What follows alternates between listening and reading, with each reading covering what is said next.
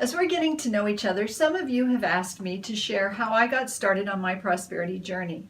And I have to say it began early. I had no idea when I read my first book about prosperity and tried a few of the spiritual practices how it would change my life for the better forever. I grew up the daughter of an immigrant factory worker father and a stay-at-home mom. And in my early teens, my dad, who was the sole provider of our family, got sick with cancer and couldn't work for almost 2 years. And my mom, who didn't drive, went to work from our home, and I watched her as long before permanent press, she took in ironing and ironed white cotton sheets for 25 cents a piece.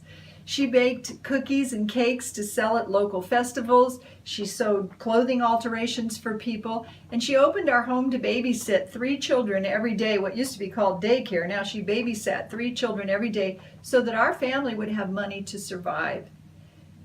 Maybe you and your family have experienced that kind of struggle. And while I was just a child, I could feel the impact of my family's financial need. And it would have been easy to let a poverty consciousness of lack and limitation become deeply ingrained in me. It would have been easy to let fear of not enough become a core belief and a way of life for me. But even at that young age, it was in me. I should say I grew up in truth and truth grew up in me. But even at that young age, it was in me. And one thing I was sure about was that I knew I did not want to live in poverty. And in my own childlike way, I knew that I wanted to have peace of mind about my financial security, that I wanted to feel safe.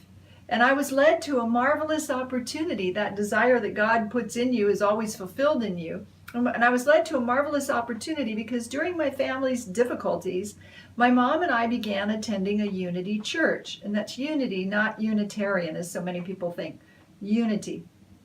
And there we were introduced to the spiritual principles of prosperity.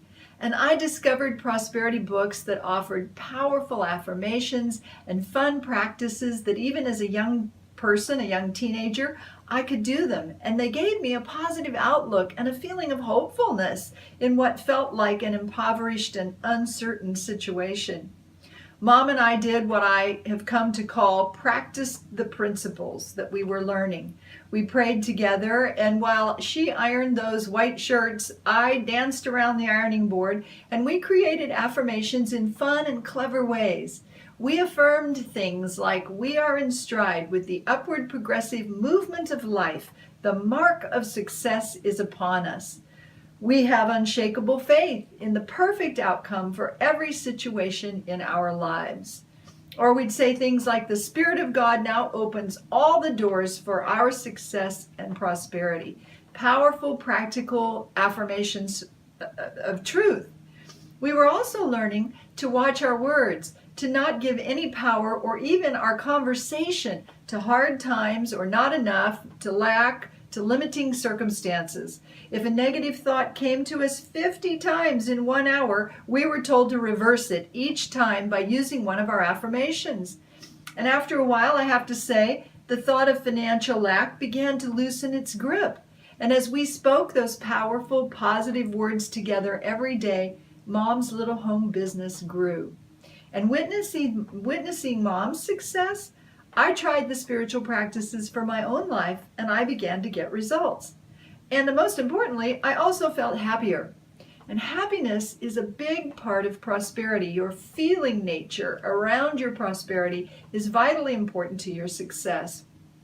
And I spoke words of plenty for my family and for me, to have some money, to buy nice things, and to help others who were not having an easy time of it. I went door to door asking for work from the neighbors, and they hired me to do odd jobs. I raked leaves, I scrubbed floors, I washed windows, and often they paid me 10 times more than what I thought the job was worth. In high school, I waited tables to earn money for college, but no one in my family had ever gone to college, so there was no college savings account. And I applied for scholarships and for student loans, but I didn't receive any. And even though I had been affirming my perfect college experience, by the time I was college age, even though I didn't have any scholarships or student loans, I had become proficient enough in practicing the principles to trust the guidance of spirit. I was trusting the guidance of Spirit enough to know that something really good would work out. So I enrolled in college, even though I only had enough money saved to pay for my first semester. There's a spiritual scripture in Proverbs 16, verse 9, chapter 16, verse 9, that says, "A man's mind plans his way, but God directs his steps." And so I went off to college, and when I arrived at school, I remember that first day, I plunked all my money down the first day of registration for my tuition, my meal ticket, my dorm room, and poof, it was all gone. But that Sunday, I drove myself over to attend the local Unity Church in my new college town. And there, call it coincidence, I call it by divine appointment. You know which one I believe. There I met an interior designer who was looking for an intern, and she hired me to study with her. And not only did she pay me to learn great interior design, but she appreciated my help so much that she could rely on me and I was dependable and I could be in the shop when she wasn't there. She appreciated that much that she paid almost all of my college tuition. Well, fast forward several decades, and I've continued to create a life of abundance by practicing the principles of prosperity. Oh, I've had some learning curves, as we all do, what I call advanced life work or advanced consciousness building. And I'll share with you how I met those ups and downs, some of those in the next video. For now, though, let's get busy prospering you. Here's your homework. I invite you to get still and center yourself for a moment of quiet and affirm, "I am in stride with the upward progressive movement of life. The mark of success is upon me." I am in stride with the upward progressive movement of life. The mark of success is upon me. And then let yourself feel a flicker of belief again, where maybe you felt afraid or doubtful or overwhelmed or just worn out with trying. Shift into a place of hope that things are going to work out for you. Things are going to get better for you right now, beginning today. Hope is a higher vibrational energy than doubt and desperation. So memorize that affirmation. I am in stride with the upward progressive movement of life. The mark of success is upon me. And you keep it in your arsenal of go-to affirmations and prayers. And you make it a part of what you believe for your life. And you'll begin to see that belief come into reality for your life. It'll take your attention to the good that's possible for your life. And if any negative thought pops into your head, you reverse it immediately. And by reverse it, I mean you don't have to try to work to turn a negative into a positive. Just give loving thoughts and feelings for what you want, and love will replace the negativity.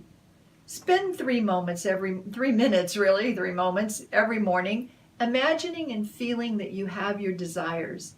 And imagine them, as Rhonda Byrne says in her book, The Power, imagine them until you know your desires belong to you like you know your name belongs to you. I love that. Imagine your desires belong to you as you know your name belongs to you.